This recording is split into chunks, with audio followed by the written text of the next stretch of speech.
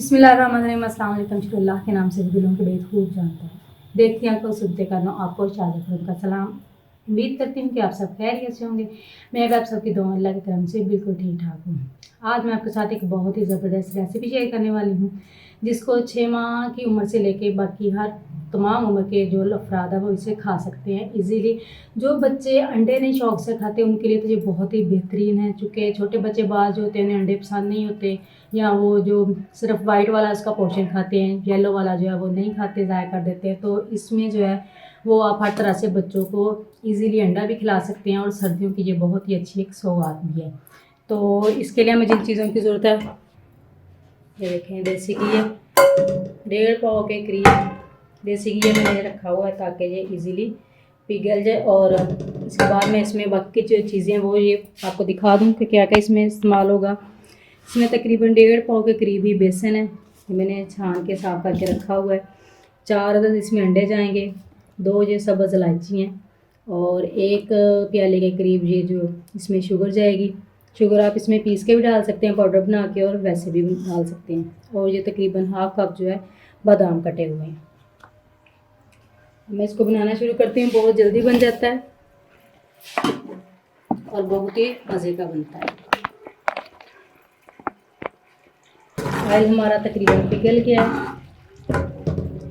ये छोटे बच्चों के लिए तो बहुत ही मुफीद है। सर्दियाँ स्टार्ट हो गई हैं, बच्चों को ज़ुकाम खांसी वगैरह रहती है, तो इससे खाने से छोटे बच्चों को ज़ुकाम वगैरह जो है वो नहीं लगता, उनका ज़ुकाम ठीक हो जाता है, क्योंकि इसमें देसी घी ऐड किया होता है। वैसे आप इसे दूसरे घी में भी बना सकते हैं, लेकिन देसी घी में इसका ज़्यादा फ़ायदा होता है। और अंडे भी आप इसमें अगर देसी डाल लें तो उसका ज़्यादा फ़ायदा होगा। मेरे पास इस टाइम दूसरे अंडे थे तो मैं वही इसमें यूज़ करूँगी। घी हमारा तकरीबन पिघल गया। अब मैं इसमें ये 2 सब्ज़ इलायची डालूँगी और इसके साथ इसमें मैं बेसन ऐड कर दूँगी।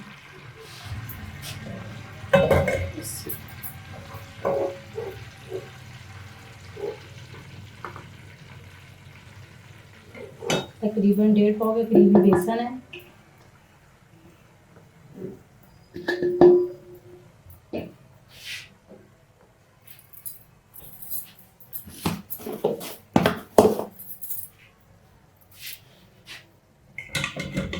इसको मैं मीडियम फ्लेम पे इसको मैं भूनूंगी।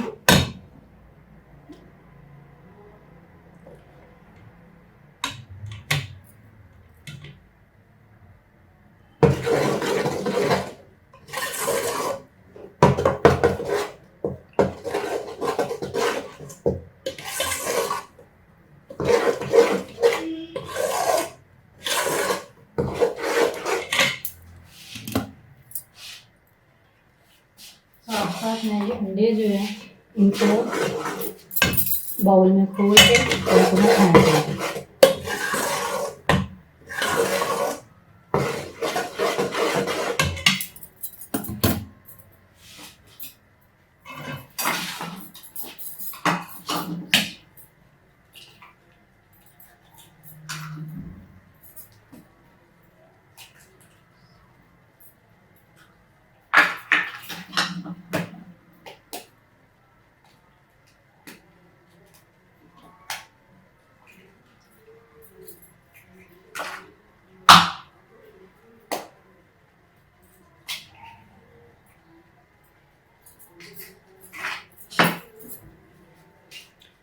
ये देखें 4 अंडे, इनको अब मैं अच्छी तरह फेंट लूँगी जब तक हमारा बेसन जो है वो भुना रहेगा।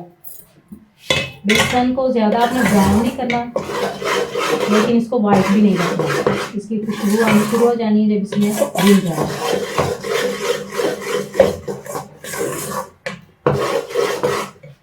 तेज़ आंच नहीं करनी, आपने नॉर्मल रखनी है। तेज़ करेंगे तो बेसन जो है वो आपका जल्दी जल जाएगा, लेकिन अच्छी तरह भुनेगा नहीं।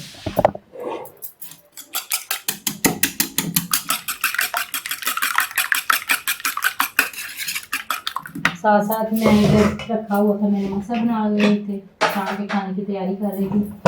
तो मसल मेरे तकरीबन बन चुके हैं।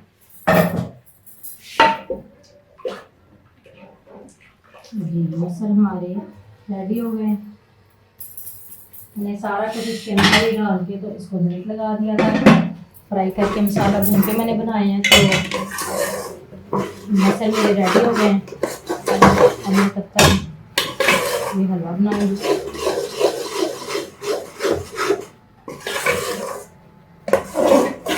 स्पेशली बच्चों के लिए बहुत ही अच्छा है जो अंडे नहीं खाते, जिनको अंडे पसंद नहीं है, लेकिन इसके ज़रिए वो अंडे भी खा लेंगे। और ये जो बेसन का हलवा जो बहुत टेस्टी बनता है सर्दियों के लिए। और इसका एक बहुत बड़ा फ़ायदा ये है कि आप इसको गर्मियों में भी बना सकते हैं, और गर्मियों में आप इसको मक्खन में बनाएं तो और भी मज़ेदार होती है। सर्दियों के में ये आप देसी घी में बनाएं या ऑयल में या किसी भी घी में बना लें, लेकिन गर्मियों में आप इसको मक्खन में बनाएं तो वो बहुत ही मज़ेदार लगता है। मैं वो भी आपको बताऊंगी, लेकिन फ़िलहाल मैं आपके साथ ये सर्दियों के हिसाब से इसकी रेसिपी शेयर कर रही हूँ। तो ज़्यादा टाइम भी नहीं लगता और बहुत ईजीली बन जाता है। बस आपने ये एहतियात करनी है कि बेसन हमारा जले ना।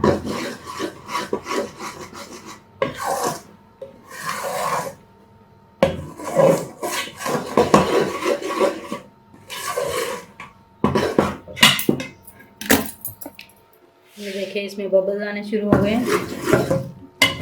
और इसकी बहुत ही अच्छी खुशबू आने भी शुरू हो गई।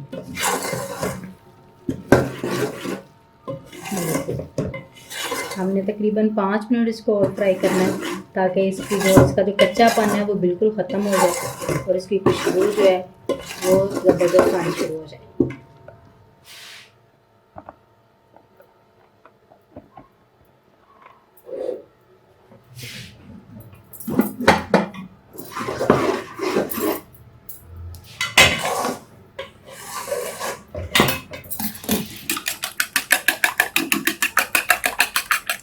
अगर आप जो शुगर है इसकी ऐसे पाउडर शक्ल में ले रहे हैं तो फिर आप ऐसे ही इसको ऐड कर दीजिएगा। लेकिन अगर आप जो चीनी है वो आपकी मोटी है थोड़ी, तो आप उसको इन अंडों के अंदर फेंट लेंगे तो वो बहुत ही इजीली इसके अंदर मेल्ट हो जाएगी, मिक्स हो जाएगी, दाने नज़र नहीं आएंगे।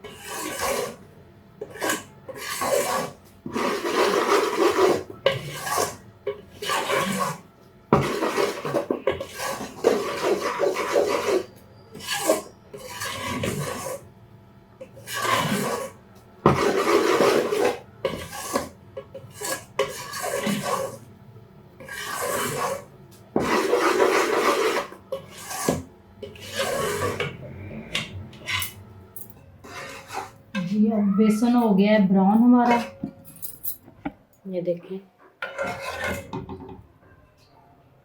इससे ज़्यादा ब्राउन नहीं आपने करना, ये देखें आपने बस इतना ब्राउन करना है। अब इसमें मैं अंडे ऐड करूँगी।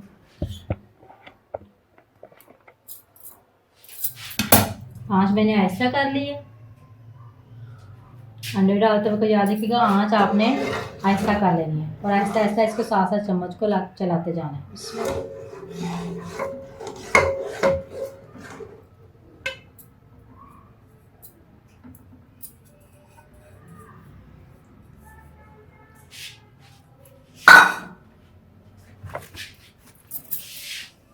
थोड़ी सी आंच नॉर्मल करनी है।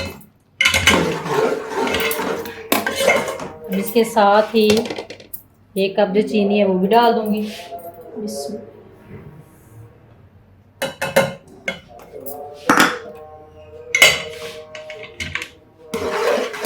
इसको अच्छी तरह थोड़ा सा हमने तकरीबन 5 मिनट के लिए और इसको भूनना। जब इसने भून जाना है तो इसने अपना घी जो है वो सारा छोड़ देना है, तो हमारा हलवा जो है वो रेडी हो जाएगा। ये चीनी भी अच्छे से मिक्स हो जाएगी।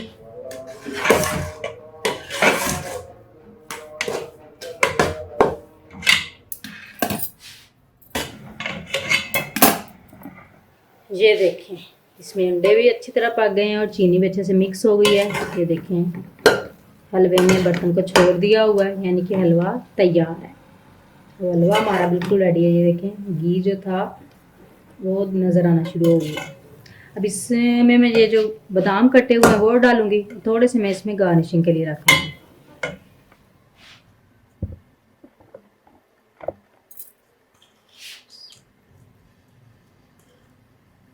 थोड़े से मैं ऊपर सजावट के लिए रख लूँगी। इसमें बादाम के अलावा आप अपनी पसंद के मेवे भी ऐड कर सकते हैं, जो आपको पसंद हो आप वो भी इसमें ऐड कर सकते हैं।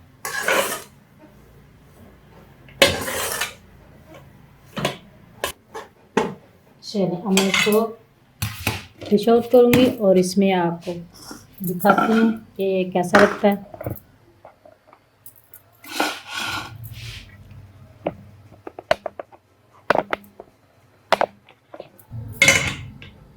चूल्हा मैंने कर दिया है बंद। अब मैं इसको निकालूंगी।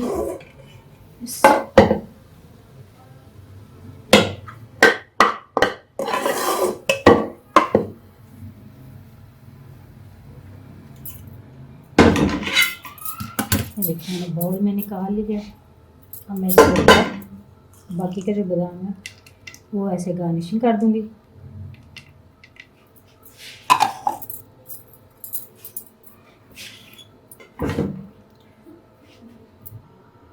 जी, तो कैसी लगी आपको मेरी आज की वीडियो? पसंद आए तो वीडियो अच्छी लगे तो वीडियो को लाइक और शेयर कर दीजिएगा। और ये जो हलवा ये बच्चों को बना के खिलाइएगा कि ताकि बच्चों का ज़ुकाम वगैरह भी ठीक हो जाए। और बच्चे जो अंडे नहीं खाते वो इस तरीके से खा लेंगे। ये आप एनी टाइम मेहमान आ जाएँ तो आप फटाफट बना के उनको भी सर्व कर सकती हैं। ये बहुत ही जल्दी और बहुत मज़े का बनता है। तो जाने से पहले अगर आप मेरे चैनल पर नए हैं तो नीचे रेड बटन को दबाकर मेरे चैनल को सब्सक्राइब कर लें और बेल आइकन को लाजमी दबाएं ताकि मेरी हर नए आने वाली वीडियो सबसे पहले आपको मिले। अब इसी के साथ नेक्स्ट वीडियो तक के लिए इजाज़त दीजिए। अपना बहुत सारा ख्याल रखिएगा, दुआ में याद रखिएगा। अल्लाह हाफ़िज़।